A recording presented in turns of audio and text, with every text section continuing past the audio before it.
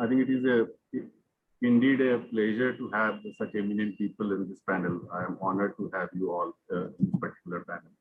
So I'll just set up a quick background before I go to the panelists. So if we look at today, if we see, say, pandemic has affected education ecosystem, it will be actually an understatement. Possibly it's the most affected segment along with transportation and hospitality. So as a result, we all are searching for answers to bring it back to the coast. However, technology is not really a new thing in education. Its usage have been possibly limited to certain aspects in the past. But over a period of last few years, things like online learning, free content, supplemental learning, alternate channels for education have actually emerged as a big support to student community. Also, UGC allowing offering of online courses has further encouraged the online mode of education. So things were moving despite various pockets of problem. If I can give you some numbers, so globally and also in India, the growth of higher education has far outpaced other forms of growth. If we see higher education that grew by a factor of 6.12 between 1970 and 2015, while population multiplied by, let's say, around 2 and the real GDP around 3.65 times. Then we all know how COVID-19 happened. Universities were actually caught up in the post-COVID-19 trends, which affected the society, but universities experienced a different problem. Let's take an example. Let's say for a country like Australia, where the new academic year was about to begin when the borders were closed in February 2020. By the end of the 2020, each universities across the globe were actually feeling the pinch of it. Particularly those universities where international education has really been a growth booster in the previous years. What happened eventually? Large number of lectures were put online and people who were possibly not prepared for it were delivering it. There are a large number of adjunct faculties and other sessional teachers were laid off and faculty members with left to students. Now, what we have experienced is that particularly business and operating models of many universities were tested hard. Physically, we might actually see going forward a mix of actual campuses or augmented campus or even virtual learning environment complete. So also we are going to see possibly much more experimentation in terms of content and delivery. So if I look at it, what are the primary problem areas? Possibly admission, how we accommodate international students, content and curriculum in digitized mode, preparedness of teachers and students, what will happen to the employment scenario, placement, how the industry interactions will happen. So I think in this session, we'll try and address some of the questions, and at the end of the session, I'm hopeful that some of the answers will be there with us. So if I can start with you, Mr. Nitish Jain. So I wanted to have your view since SP Jain manages multiple global campuses. So I wanted to understand two specific points from you. The first point is, what kind of changes global universities and campuses are adopting to manage this disruption? Thanks very much, Debabrata. I think, frankly, campuses, whether it's in India or outside India, have only two choices. The first is, can you offer on campus? And you talked about Australia, and SP Jain, as you know, already has an Australian campus. So for students who were already with us in Australia, they could come to the campus and study. Is this disturbance? Okay, so they could come to the campus and study.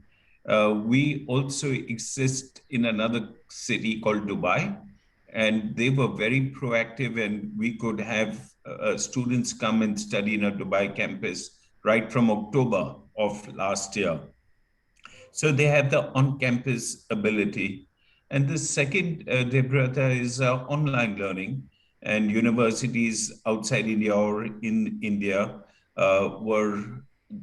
had to switch to online learning. And if I may just say, at SP Jain, we have invested a huge sum of money to develop, I would like to say, one of the finest online learning technologies, which is much superior than Zoom or Microsoft because it's designed for classrooms. And fortunately, we had developed this even before COVID had broken out. And so we could very quickly adopt to what we call ELO, Engaged Learning Online Technology. And that, in a sense, saved the day for us, Jain. If I can just end by saying, last year, actually, we saw an increase in number of students rather than a reduction in number of students. And that was a very big surprise because in April, we were just thinking it's going to be doomsday for at least us and maybe all other universities. Thank you. Thank you, Mr. Jain. So I also wanted to understand that globally, we have seen many universities, including in India or many of your universities set up across the globe, which are more dependent on foreign students and experiential learning, being in that campus, interacting with various kinds of students, students coming from different communities, different countries, exchanging the learning, which we call as experiential learning, which is a cornerstone of global campuses. How you see that changing? Because most of the students, if they are going for either a blended learning or at least for the next 3 to 5 months, if they're studying from home, that experiential learning part will definitely be missing. So how to address that, or how to some extent mitigate that, or what do you see happening going forward on this? So there are two parts to that question. One is, how do you have experiential learning when they're physically on the campus?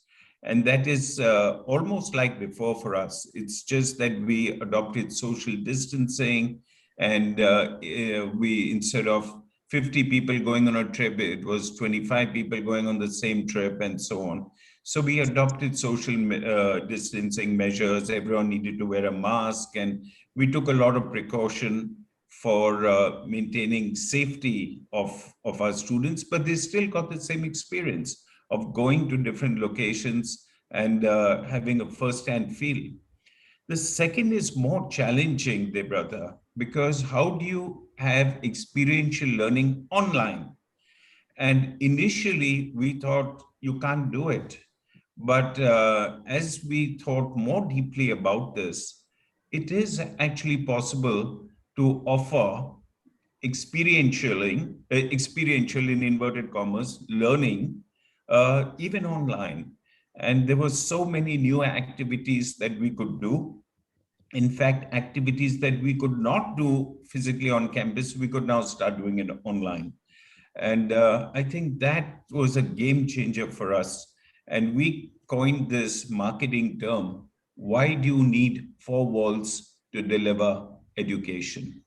Which actually means that you can have education online. You don't need the four walls. So for example, SP Jain tied up with 3 European universities, and our students shared the same virtual classroom with these international universities. And that completely changed the experience. The sort of out-of-class learning activities that we could do with our partner universities took it to a whole new level. And so even after the pandemic, even after we can actually have physical campuses, there's so much of learning that we have got during this period. How can you enhance learning outside the physical constraints of your campus? There's so many things.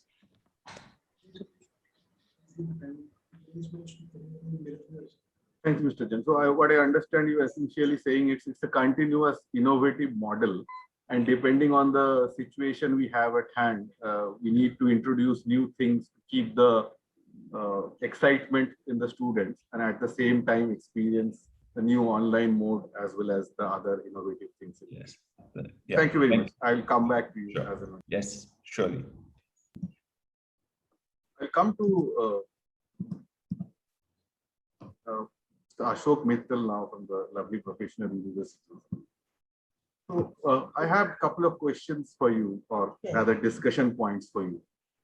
So we have seen that this online mode or blended mode happening in the last 1.5 years. But given your experience, are Indian universities, I'm asking from a particularly Indian viewpoint, are they prepared internally to go for such a blended learning or hybrid model, both from a student's perspective and teacher's perspective? Because we know a lot of preparation is required to completely shift to an online mode or say a quasi-online mode.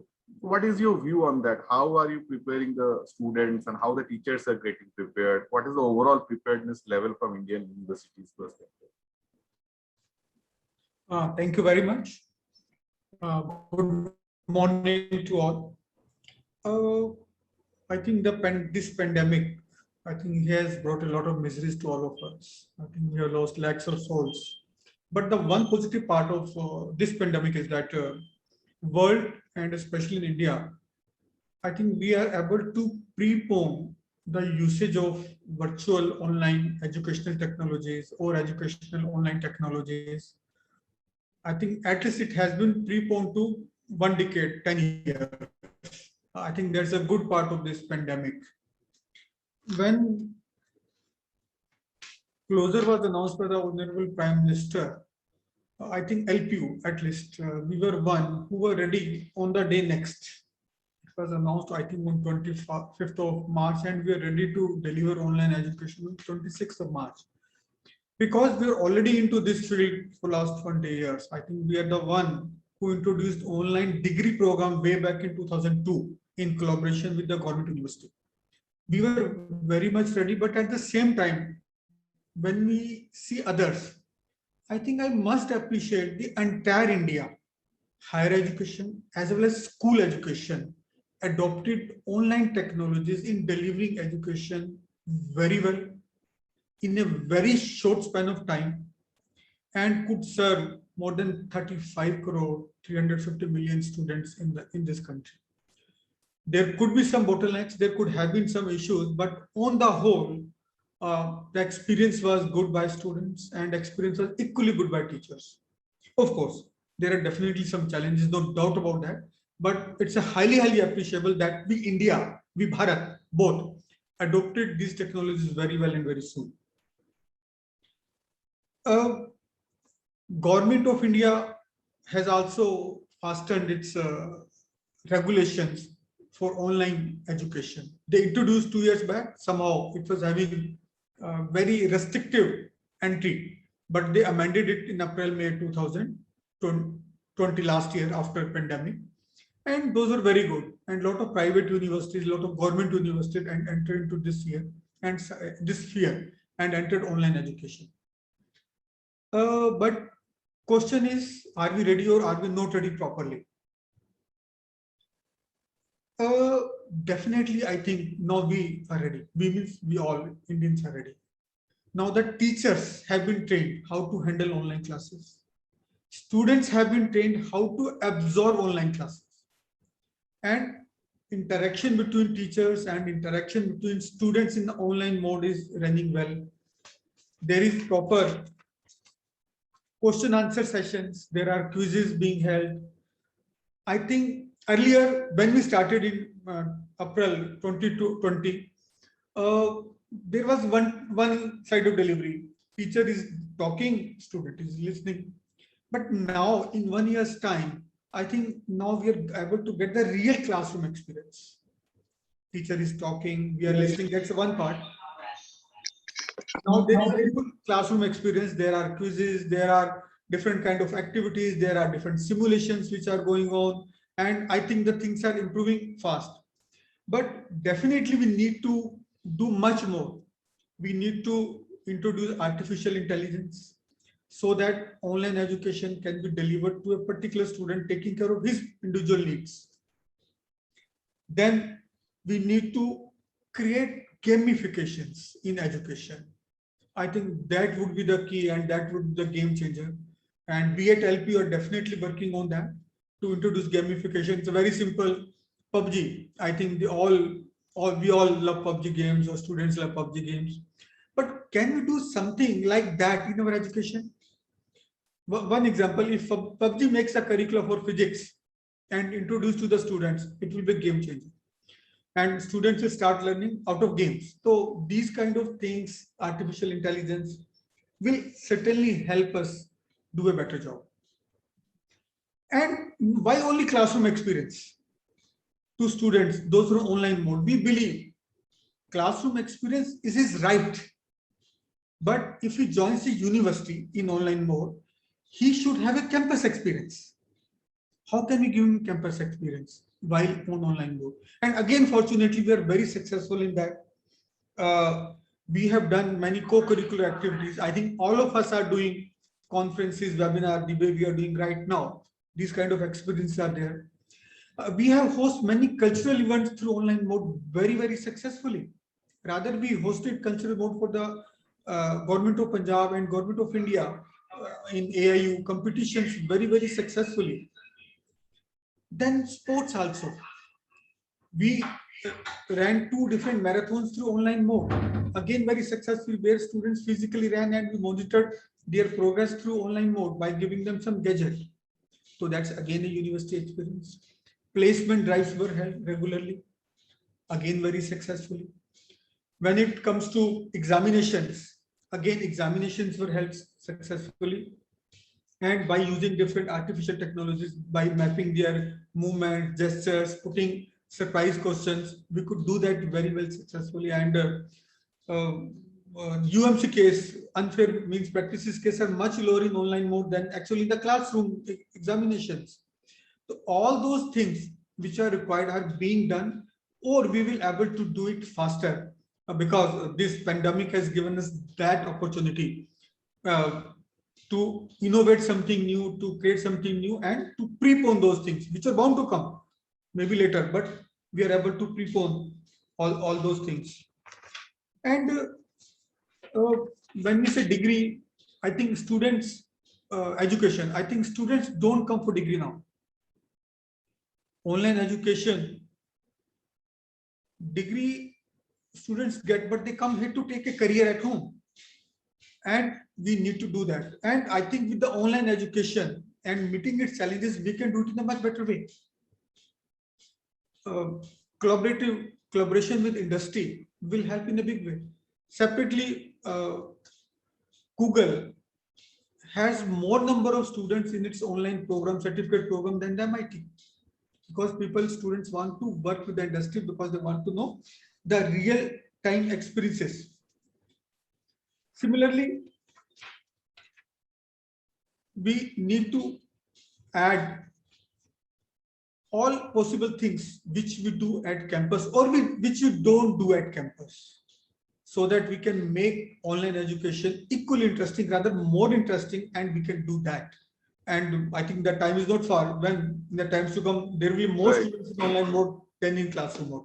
Thank you. I think I was about to ask you how you are ensuring the students' progress and learning outcomes and other thing. I think that you are fairly covered in your overall thing. So we'll come back to you, Mr. Mittal, at the time. I'll move to Mr. Gupta now. So, Mr. Gupta, my question to you is a little different. So, in this entire thing, what is emerging is that with this online mode of education, is the current situation is creating a digital divide between students, particularly those who have access and resources versus those who have not. Let's, for example, I was talking to Dr. Arvind Maharam in Rajasthan, and they are very worried that in school education, particularly, whether it's creating a digital divide. So do you think it's true? And if it is true, what kind of policy decision should be driven from either at the central government or a state government perspective, which could be some extent useful to bridge this digital divide, if it is there?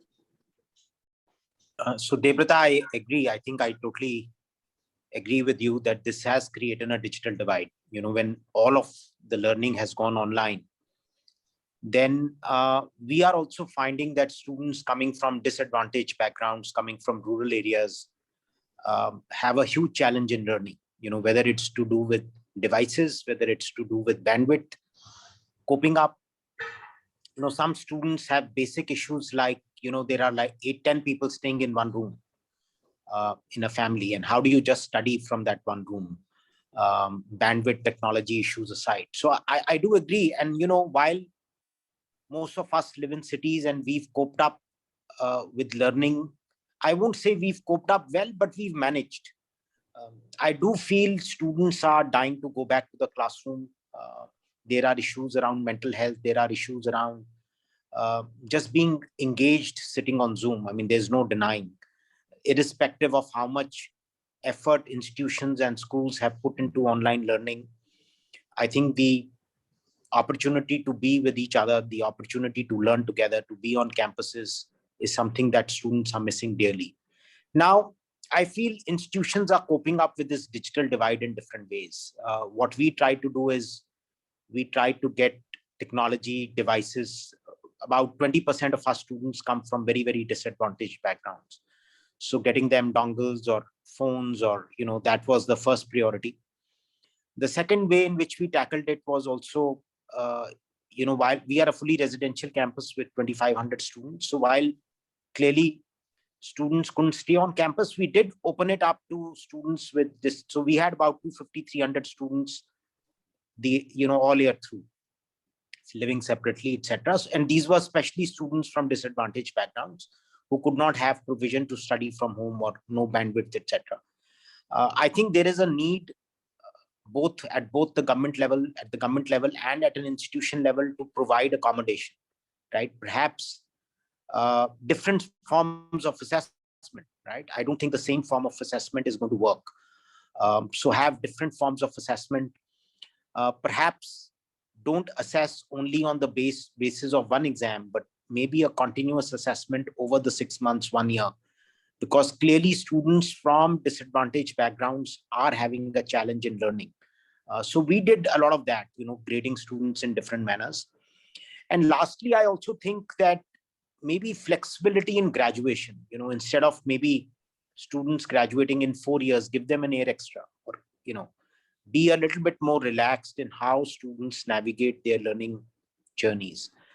I think that would be really at an institutional level. At the government level, I believe the problem is really more humongous. And both the central government and state governments are trying to deal with it in different manner. I feel again, state governments and central governments will have to give flexibility to students to graduate, assess them in different ways. Maybe taking an assumption that the learning that happened in this last 1 year or 15 months, or there's perhaps another 6 months to go, is going to be only half as effective as it would have been. It is a challenging situation, Debabrata, and I don't think I have all the answers or anyone will have all the answers, but collectively, it requires for more empathy. It requires for more understanding. I think it requires for a more inclusive approach. I think that's what I would tell policymakers while making decisions. No, absolutely. I think you're spot on. I think institutions coming forward to help this particular segment of students who don't have access or resources is a wonderful example. And I completely agree with you. When government coming forward and rolling out something, it will take around 3 to 6 months. But the immediate response coming from universities, I think, helping the students to a large extent. We'll come to the assessment point. I have few discussion points with Tim on that. So we'll discuss that. But my second point to you is, so I know education and profit doesn't go hand in hand, but universities need to be sustainable, because the majority of the income of universities normally come from service-related infrastructure and the student fee. And if not in all cases, some cases we are seeing a falling admission kind of pattern because of multiple reasons. So how are we preparing in terms of making the system at least break even or sustainable, where you're not kind of putting money from your pocket to run the institute? Yeah. Any thoughts or suggestions on that? No, I think Debabrata, this again is a good question, and the problem is severe, right? I think again, it's not sort of one shoe fits all. Different institutions are approaching this very differently, but you are bang on. The pandemic has created extreme financial stress for most institutions, right? And Government institutions, of course, are funded by government, but from a private perspective, there are a few things institutions can do, and I'm again sort of quoting from what Ashoka has tried to do. One, of course, you have to make a choice between must do and good to do, right? A lot of things in the last 15 months, a lot of good to do things, perhaps one has to put on the back burner. This could be more expansions. This could be, we put a hiring freeze on faculty, for example. We didn't recruit any new faculty in the last 15 months. So one has to really make a choice between good to do and must do. Of course, we kept the campus running. While we did not have an impact on student enrollment, our student enrollment numbers pretty much remained the same. We are also fairly competitive. But yes, our income from residences totally took a hit because virtually nobody could come to the campus, right? And that is a significant proportion of our income. On the other hand, you can't cut your expenses as much, right? You still need to maintain the campus. You still need to keep the buildings going. Perhaps you can cut to some extent. So I think at least we took a significant hit on our revenue, and you have to look at alternate sources of funding. We are a collective philanthropy project. We had to expand our outreach to our donors, which was in the first 4 months of the pandemic. That was tough, but at least it gladdens my heart that over the last 8 months, corporate India has been fairly generous there. So we were able to raise alternate sources of funding, go to our donors. But the rest is pretty much you have to mitigate some of the costs that you would have actually incurred, postpone that, do must-do things, perhaps push back. And then each institution is reacting differently, not only in India, but we've seen a record number of institutions and universities in particular in the US have shut down. And they have largely been institutions which are, really mid-level quality, lower quality. They have taken the most significant hit. So it's not just in India, but world over, and institutions are reacting differently. It clearly depends on, how a particular institution is managing its own finances. I think it's very, very different. But yes, the financial stress is there on all institutions. And I've just quoted some examples from what we've tried to do, but would be happy to hear from what others have done. Clearly, it is a challenging situation. So correct. As you correctly said, it's more of a evolving process. There is no immediate solution, and you cannot cut down the expenditure suddenly. So it has to be a step-by-step process. I completely agree. Thank you, Mr. Gupta. We'll come back to you. So, moving to Mr. Thadani now. I am from KPMG, sir, and we have worked with NIIT on multiple things, you must be aware. Yeah. So, given your large and long-standing experience in the technology domain, and you all know you are the pioneer of many unique initiatives in alternative education. So what are your thoughts and recommendations on the technology interventions perspective? For example, how things like AI can go for more personalized learning, how AR, VR can help in terms of given an alternative experience of actually doing practical hands-on. So wanted to hear your thoughts on that. Okay, I'll just go some random thoughts, but very consistent with what you mentioned and what I heard from some of my other colleagues on this panel. Our experience and the advantage for us was we are a technology university, so therefore it became easier for us to switch over to a full digital platform. And there are a few learnings which I thought I would like to share with everyone. First is learning is more about a classroom lecture delivered through Zoom. We all know that, right? It's a 360-degree holistic experience, being on campus, camaraderie, empathy, at the same time, being able to do the clubs as much as you are able to do the classes, teamwork, projects, all that put together is what, and a library, all these put together what constitutes a campus experience, right? So replicating that through a platform, I thought was a very big achievement that we were able to do.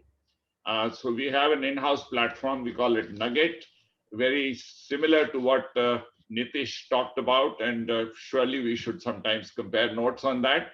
But definitely what we found was that the overall learning experience, in fact, was a shade better on a few of those issues because of the extra attention that was there. Now, there are 3 or 4 takeaways that I have from there.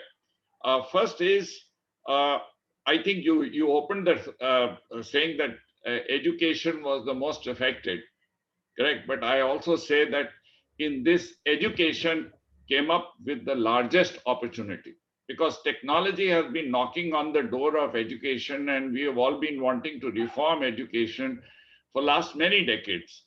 And we have not been able to do that because of inertia, because of regulation, because of many things. Right, one lockdown, and you can see around the table, many institutions switched to digital learning, and with varying degrees of difficulty and varying degrees of comfort. The second thing which I want to say is that in part B of this same is that all stars were aligned. So technology intervention in isolation, there are many other things which are required. For example, you need a policy framework. I think NPA came at the right time. In fact, when history is written 50 years back, when people look back, they will wonder whether COVID came first or NPA came first. Did COVID cause NPA, or NPA became easier to implement due to COVID? Right. So I think that the NEP, I'm sorry, I'm talking of NPA. I meant new education, national education policy. Yeah. Right.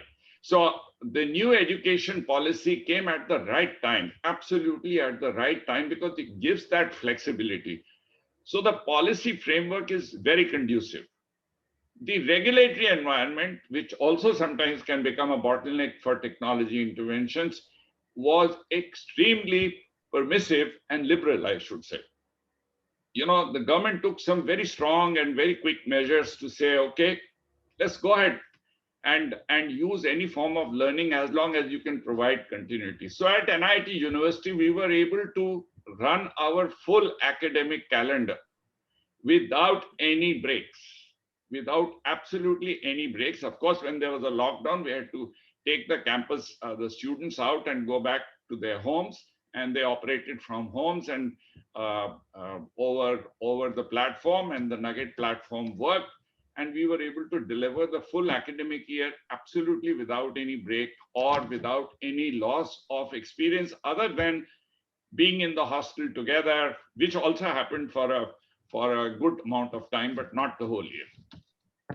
The second is, technology is not to be used for the sake of using technology. I mean, AI, AR, VR are very nice terms to have. But I think you have to say, why are you using technology?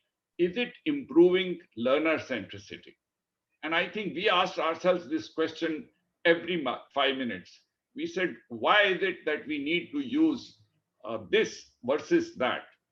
And I think that helped us improve our learning experience fairly significantly. The third is technology going to play a catch-up to creating or simulating an real life experience of in a classroom? Or should we put technology in a manner that it is one step ahead of the original? Can we make technology-based learning better than the original learning in some forms, so that it more than compensates for a few drawbacks which it will have? So you mentioned about personalized learning. So very much like in marketing, they talk about a market of one, correct? I think in education, we have to start thinking of a class of one, a campus of one, which means completely directed to an individual's attention and make it extremely personalized. How do we use the learning simulations and laboratories which are simulated on digital platform, which we created many of them. But the advantage was that we could do those experiments which otherwise destroy the experiment itself.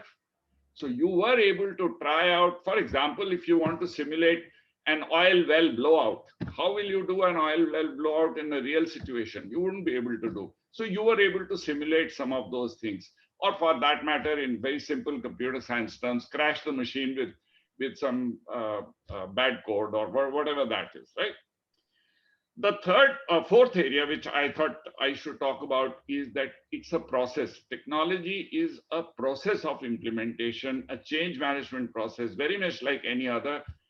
And it's not a switch that you got a lot of technology on your campus, you put a switch on and everything starts functioning. No, because there are teachers involved, there are faculty involved, there are students involved, there is infrastructure, there are systems, there are administrative systems. All these need to be coordinated. What we felt was that our 4 decades of experience of having dabbled with technology for long periods of time, I think came in extremely useful. And therefore, we were able to make that transition. So I think there is an opportunity for us right now.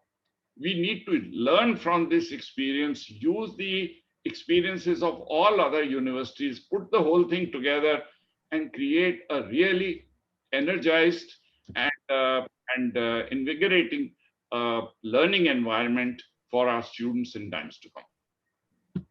I think that was wonderful, Mr. Thadani. That give a holistic perspective on how to use the technology perspective of it. I'll go to Tim now. So Tim, one very specific question. So given the current scenario and blended learning, I was reading a lot of articles that how we need to look at assessment methodology and as well as credit framework. In your experience, how it is changing globally, and if we need to change that, how the teacher, how we need to prepare our teachers or the pedagogy mechanism for it. Right, thank you. I mean, we've done a great deal of work on this prior to pandemic, and the pandemic has actually shown us a number of assets that we can draw from assessment. I think the major sort of recommendation that emerges from research prior to and during the pandemic is that we actually need a lot more assessment, but we need assessment of a different kind. I think we've heard a very coherent picture of the different dimensions of learning that we need to attend to in the discussion that we've had. Of course, we need to look at the cognitive aspects of learning, how discipline and subject knowledge is acquired. But we also need to attend to the behavioral aspects of learning, kind of learning habits, the nature of the motivation and engagement of the individual. And we need to attend to this third crucial element, which is the social aspects of learning. Now, assessment needs to support all of those. And so frequently, we only think of assessment in terms of that first dimension, which is assessing the discipline or content knowledge. Now, what we know, again, from research prior to pandemic and during pandemic, good assessment can support all 3 of those things. And I'll illustrate it. First of all, we need to be sure that the assessment that we designed is valid. It's really assessing the things that we're interested in. And there's a lot of confusion about what we should actually be assessing when we assess. Now, sorting that out when you're designing a program and running a program is critical. You need to be very clear about what it is that you want to assess, what we call the constructs. What do you want to measure? Then we need to think about how we can support the learning through assessment, as well as assess outcomes. And I still think that medicine is a very, very good example. There's far more assessment in most medical programs than there are in other programs. In medicine, you assess through the same thing through different modes and different means, really sure that the person has understood the content and has acquired the discipline knowledge and the experiential and professional practice. Now, we need to use that kind of thinking in all subjects. We've got really good examples where the formative assessment, the ongoing assessment, supports learning. And you can do that through high quality questions which stimulate thinking. If we then combine that with the kind of insights that we get from countries like Japan, where they have the Han system, which is you put groups of students together, often of different abilities, often of different levels of motivation, tackling the same questions and examining misconceptions, looking at the wrong answers that people give as much as the right answers, together thinking through the structures, the requirements of the knowledge, the nature of the critical thinking, then an exposure to those questions through social learning prepares them for the individual assessment at the end of program periods of learning, which remains essential. So in summary, we need more assessment which permeates learning, high quality questions which stimulate thinking, organize the response to those questions through social learning, which can be managed online, but with people feeling that they are part of a learning community as they do that. That familiarizes themselves with demanding questions. The demanding questions illuminate misconceptions, consolidate knowledge, and prepare them for end assessment. Obviously, we've seen that the end assessments, the traditional exams, have been difficult to hold in all sorts of national settings. We work in 170 countries. So if we combine this accumulation of evidence with end assessment, if it turns out that for unfortunate reasons we can't have the end assessment, we still have a lot of accumulated evidence to go on in drawing a conclusion about the individual learner. So I think we mustn't have kind of year zero thinking that everything is thrown away and we have to start with entirely new thinking. No, sure, we can look at the resilience of education. Sure, we need to learn from how we've used technology. But many of the things that we knew prior to pandemic about high quality assessment can be redeployed in these new models, which combine formative, challenging assessment with well-structured end assessment. The role of the educator in structuring the programs, in choosing those hard questions and demanding and challenging questions, in managing the accumulation of evidence, in making sure that people are not falling out of the process. We know that high quality educators are still fundamental to these structures, even if they are largely technology based. Thanks, Jim. I think that gives a perspective. Coming to Professor Jain, very quickly, Professor, I know there are the last speaker. So just one specific question. So without the peer interaction, joint study or assignment or industry visits, are we actually heading for reduced employability for the students? How are we managing the internship and campus placements in the current scenario? And how do you see this is going in the next 3 to 6 months? Thank you. Actually, as far as the interaction is concerned, you see the peer interaction and other thing. So the typical method of learning is to be changed, and that's what we have done. You know, there's a concept called flipped classroom, where the recorded lecture, pre-recorded lecture of a teacher is played, and actual interaction time, you know, online time is used for the interaction with the student. Other thing like, you know, what we emphasized that the students do a lot of group projects. So rather than, you know, forcing them to collaborate. And in fact, not only as per the earlier, before the NEP, IIT Indore has been emphasizing a lot on the interdisciplinarity. So when we do the BTech project, there would be a student from one from computer science, one from electrical, one from mechanical, or maybe civil, as per the project topic. So that interaction can be imparted if we properly plan the lectures, okay, using the flipped classroom. So teachers can record the lecture, that lecture can be played, and the actual time allotted for the lecture would be used for the interaction, so that you know, online interaction can be increased. As far as the skills are concerned, skills can also be imparted, like, you know, we made a trimester, so semester. So we pushed all the practicals of autumn and spring semester into the summer semester. And some of the practicals we were able to conduct, and we recorded something. The internship actually, you know, for the computational theoretical thing, internship can be done online. In fact, we also have a program where students of other institute can do internship at IIT Indore online mode. But the issue, main challenge is in the, you know, where the like on shop floor internship, mechanical or metallurgical thing.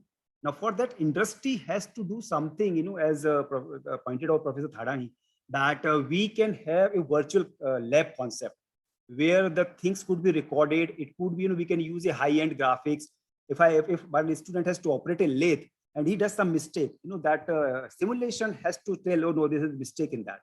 So such type of concept can be used. As far as the placement is concerned, you see, placement involves group discussion and interview. Obviously, you know, we have been doing interview online, you know, for faculty, which we interview from, you know, abroad, we do it online. So that's not a problem. Actually, we did very nicely the online placement interview, entire thing, and we achieved a placement. Those who registered, we achieved a placement of 95%. So that was not a challenge.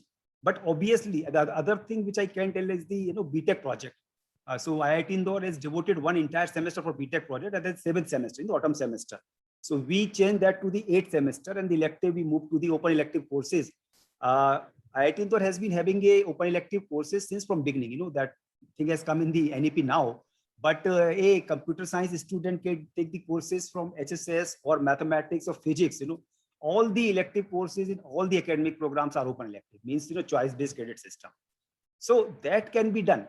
But I would emphasize what is important that all the panelists have said. The challenges are not in the learning, like the National Knowledge Network was there, and then they established the virtual classroom at all the IITs in 2010 itself, where you can do the distance learning and remote teaching. But the main challenge actually is the digital divide. What we have faced, a student may actually have mobile or laptop. Some of them do not have the smartphone. But the challenge is that if the electricity is not there, how do you charge your mobile or laptop? So we have had the students who said, sir, the electricity comes for 4 hours. How do I charge that? And the taking the online assessment is a major challenge. Whether you do proctored, you cannot ask the student even to switch on the their camera because the bandwidth is so low. And sometimes they will say, this thing is discharging. My mobile phone is not to discharge. One student said, sir, I have to travel 4 kilometers to get the signals. Students, imagine students from Lakshadweep or Andaman or some hilly state or northern state where you have got throughout the year some natural disruption is there. So electricity continue supply is not there. If somebody can do, probably, we need to work a very disruptive thing. How can we use the solar energy for charging the thing? And how can we make somebody a 10,000 rupees laptop affordable to the students? 10,000 rupees, people can buy the smartphone, 6,000, 8,000 rupees. Can we make the laptop available to the students? That is how the digital divide would be done. Yeah. And if we can do that, then assessment becomes very easy. Thanks, Professor Jain. I think there was some initiative, tablet, Akash and other things, which actually did not yield that much result. But I'm sure going forward, something will happen. So I think we had a very wonderful session where we discussed multiple aspects and not only the technology intervention part of it, but right from the sustainability aspects, assessments part of it, the digital divide, and how each universities are taking unique initiative to handle the situation and contribute to the overall nation building part of it. So I'll conclude with that and over to you, Ms. Khan. Thanking all you gentlemen so very much for such an intriguing conversation. I hope each one of you all thoroughly enjoyed it. And thank you once again for taking out the time.